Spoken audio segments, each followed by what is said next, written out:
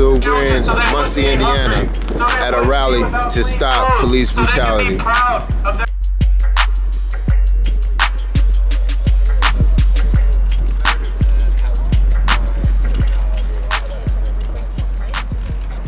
All right, I want to thank everyone for coming out here today, showing support for the national fight against police brutality. Today, we're here in remembrance of Tyre Nichols, who was brutally beaten in the streets. And we have to fight back for our children, for our families, for our neighbors, for tomorrow. Justice, no peace, no racist police. When Black America's under attack, what do? Stand up, fight back! Justice, no peace, no racist police. When Black America's under attack, what do? Stand up, fight back! The execution of Tyre Nichols by the Memphis Police Department is not anomalous. His murder, like so many others, is the intended and conscious outcome of a policing system quite literally born out of slave patrols. Yeah. Hey.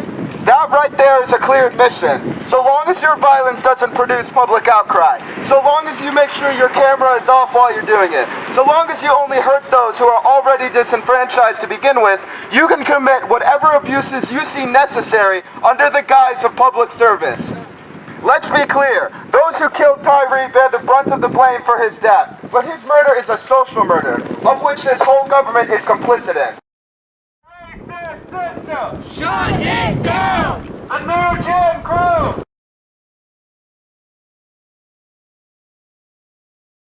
Shut it down! The racist system! Shut it down! Tyre Nichols was a beloved father of a 4-year-old son.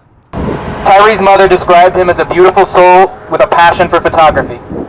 The fact that he was pulled over in a traffic stop and then brutally beaten for 3 minutes while completely defenseless is a testament to the utter inhumanity of the police in this country. This horrific murder is part of the day in and day out terror that Black America is subjected to at the hands of the cops. During this encounter, police told him to, quote, "Put your hands up before I blow your head off."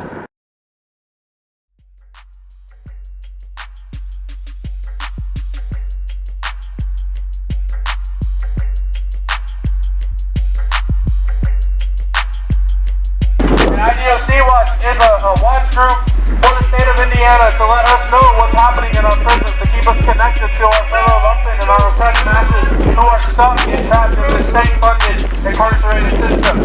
They call me the King Trill. I'm with IDOC Watch in Indianapolis, Indiana, and what we do is help people coming from the trauma of these carceral systems and help them reacclimate themselves and come back to society and avoid the traps and the snares that they set out for people who come from marginalized communities. Another Black man slain in the middle of the street in cold blood, not being able to see a court, not being able to have evidence presented, not being able to plead your case, deciding that you're guilty in the street and executed like a dog, as if you were nothing. Living in this country as a Black man, we all have things that stress us out, but there's another level to that when you come from a impoverished community, when you know you have no one to represent you. So that's a whole nother element to be considered when you live as a Black person in this country. You gotta walk around with the societal constant threat that if you act in any way, at any time, that we deemed as a threat to the society, we have no problem and we will not hesitate to strike you down where you stand in front of the world and not suffer a single consequence because of it. It is up to us as a people, all people, to come together to stop this senseless killing in our very name. That's right. And the fact that we give them silence as they do it, it means that we are accomplices to that crime. Allowing it to happen each and every day and pretending and lying to yourself and saying that it won't happen to you.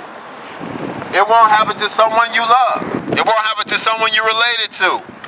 It won't happen to someone you're in a relationship with. These things have not stopped, and it's only getting bigger and more widespread.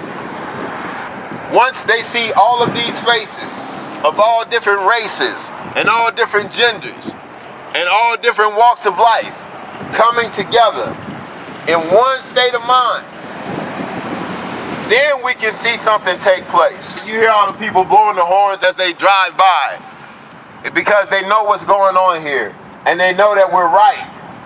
We're right to stand up for life. It is our responsibility as people who truly represent the best of humanity to come together as we are now. What do we want? Justice! When do we want it? Now!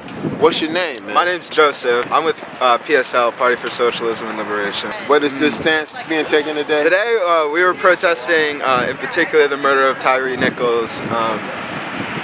Brutal, right? And I think the footage is very telling. You know, while they're literally beating him, telling him not to resist, because they know, right? Their body cameras are off, but they know the audio, right? They know the people are gonna hear.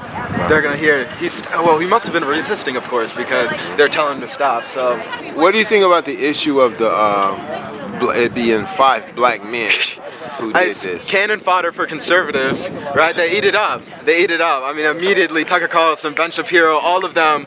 First thing I saw about Tyre Nichols was actually a conservative meme, and it was like how quick the media is to blame white supremacy when it was 5 black people, and it shows, you know, a very superficial understanding of racism and what white supremacy actually is. There's always levels. You allow the oppressed to partake in their own oppression, right? And that goes all the way back to slavery still, right? You think of the distinctions between house slaves and field slaves even, right? Slaves who were tasked with snitching on other slaves who got, you know, some level of privilege and power, especially police, right? Privilege and power over others in exchange for being complicit in their own, you know, total and community suppression. Yeah. Right. So it's nothing new.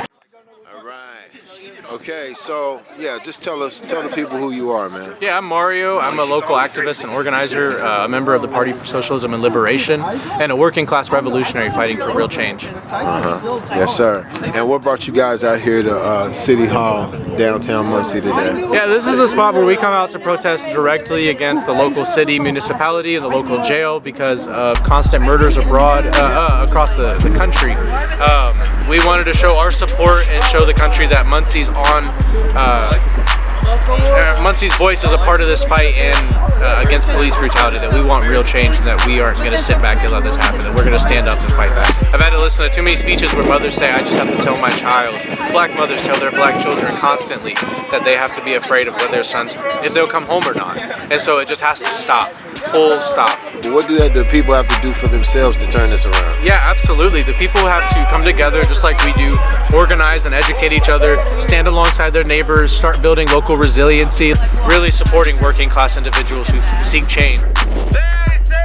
I know I'm gonna see my vision one day of all the people coming together to fight this side by side. But until then, the struggle continues.